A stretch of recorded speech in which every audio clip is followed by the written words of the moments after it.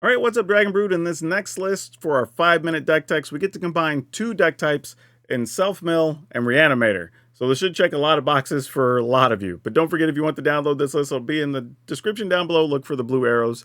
And please, if you'd be so kind, remember to like this video, hit the subscribe button so make sure you see the other 5-minute deck techs and the gameplay that goes with each deck as we get those put up.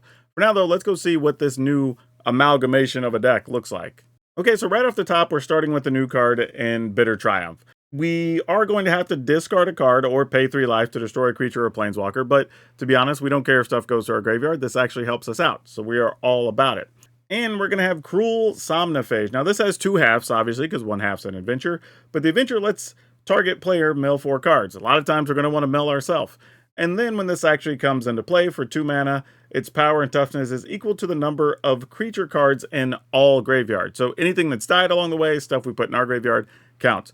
When we played this in the last season, when we built a version of this card very often was a 6, 8, even an 11, I think, at one point. Like, this card gets very big very easily. We're also going to try some Deep Root Wayfinder. I like having this as an early thing we can play if we just absolutely need to. If your opponent gets off to a quick start, having a 2/3 body can actually block some things, but it can also fill our graveyard or find us the mana that we want. So not really upset with this card at all, and it was a really good, useful card for us in our previous versions.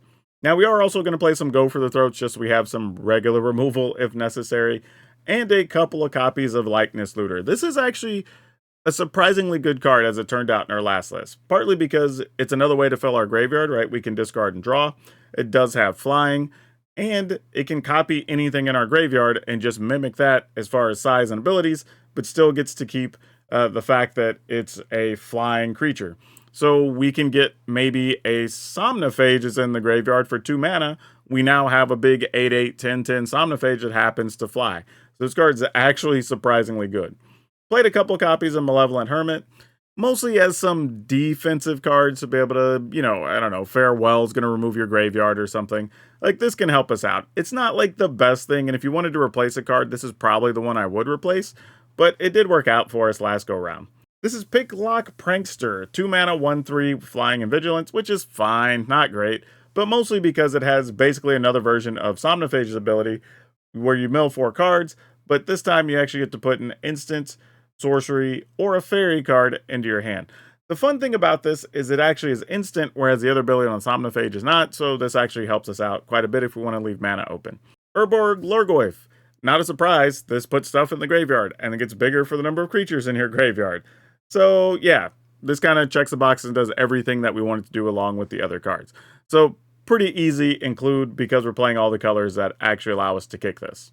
Now, the new card we're looking at here is Squirming Emergence.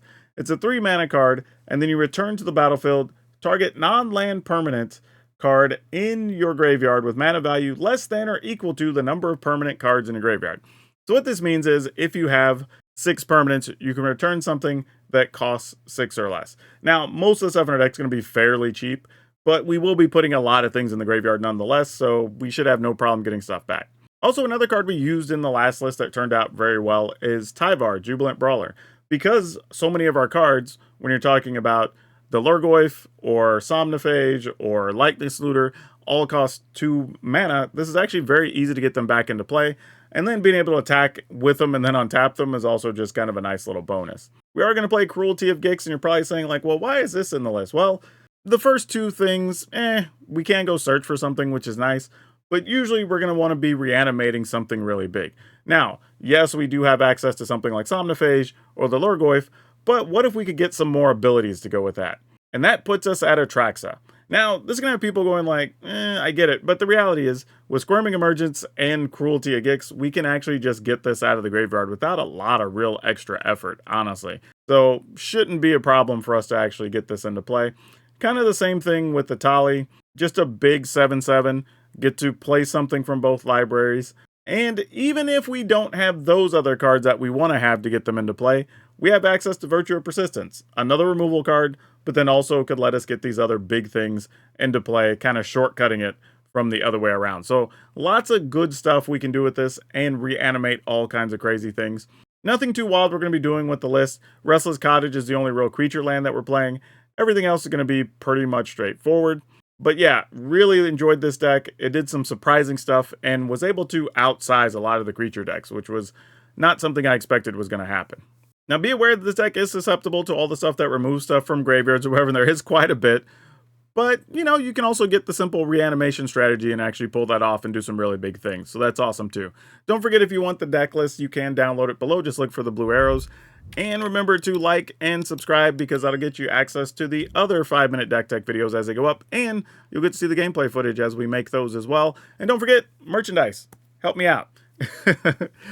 Also, be sure to check out this other video so you're ready to go in standard with more 5-minute deck techs.